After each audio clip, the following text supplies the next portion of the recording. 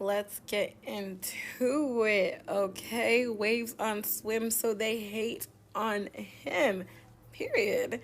All right, friends, in today's video, I'm going to be showing you guys how I define my wavy hair and also doing a quick little reinstall. The wig that I'm working with today is from a Tinashe.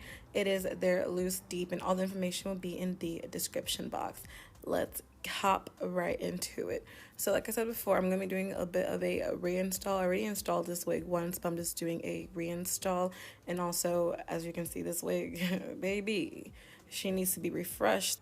So I'm just using my Got To Be spray. I have this little mini one, so cute for traveling purposes, but can't find my big one. But I'm just going ahead and spraying that onto the lace. I love doing reinstalls. They're so simple, so fast. This was supposed to be a like chit chat with you guys kind of video, but the audio was just terrible. That's why I do a lot of voiceovers right now, because just like the audio from my ring light is just, I don't know, disrespectful. So until I get that figured out, we're gonna be doing voiceovers in the meantime. Once I have sprayed down my lace, as you notice, I didn't bother spraying down the sides, and that's because this wig didn't fit my hairline too well. So I didn't even bother doing the sides because no one's going to see them because this is the middle part. But anyways, now that I've sprayed on my lace, I'm going in with my blow dryer on a warm to cool setting and just letting all of that lock in and dry.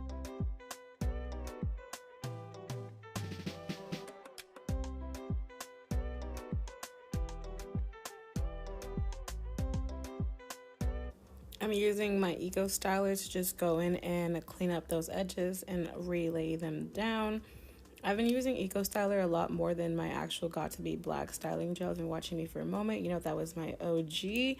But I've been preferring using the Eco Styler. I feel like it's not as sticky and the baby hairs move much easier and don't look as like, you know, glued down, if that makes sense. So once I'm done restyling my baby hairs, just gonna add my elastic band, let the lace, you know, simmer and melt down, and we can get into defining the waves.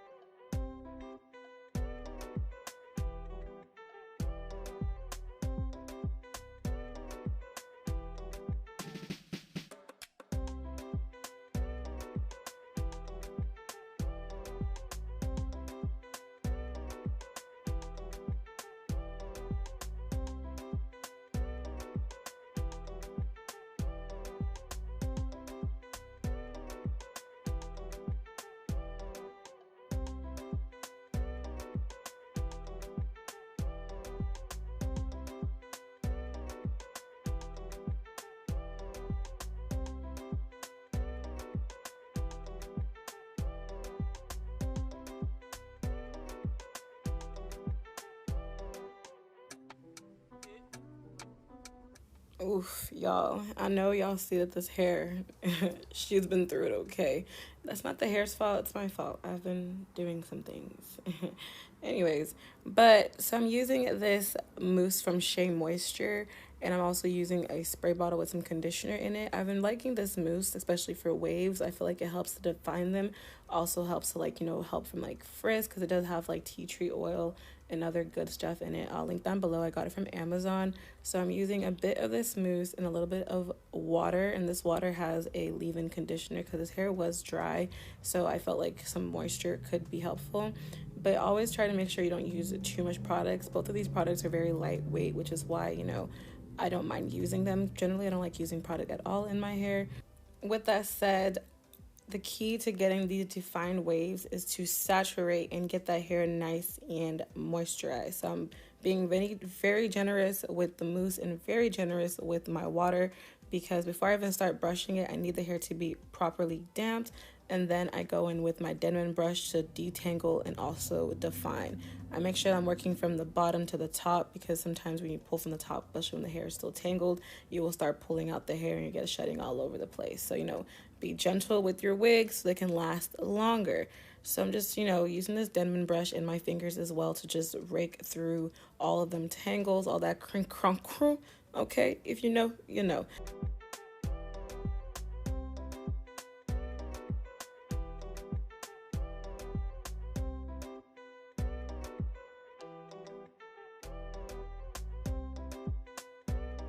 Now that I have properly worked my way through the hair, I'm scrunching, right? So I'm like pulling up all the curls from top to bottom. This helps to really promote the wave and the curling of the hair.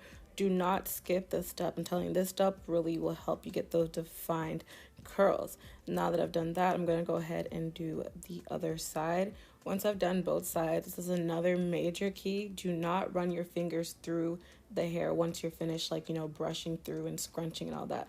Let it just dry just like that. Like, let it air dry without you running your fingers through it. And then once it's dry, right, it's going to dry looking like it's wet. It's going to dry in that wet curled form. And once it does dry and you want the hair to be bigger, you can go ahead and use your fingers or like a loose comb and brush through that. Like, not brush through it, but like kind of like pull the hair apart, separate the waves slash curls. I'll kind of like explain more, but now I'm going to let the hair air dry for a bit and come back to you guys.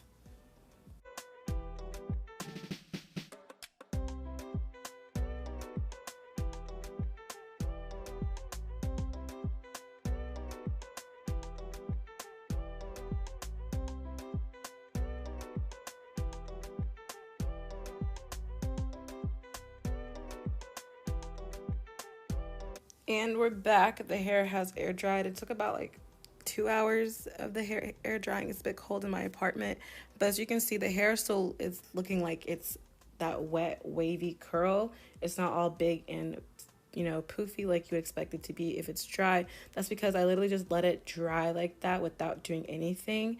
And what I'm doing right now is I'm just not flat ironing, I'm hot combing the hair to give it that flat look and to press it down and just kind of frame the hair the way I want it to be framed.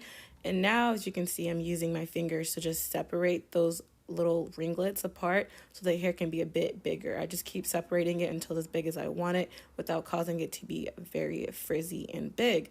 But basically, that is all I do to get my wavy hair to look, you know, luscious and defined while it's dry, giving you that wet but still dry look, you know.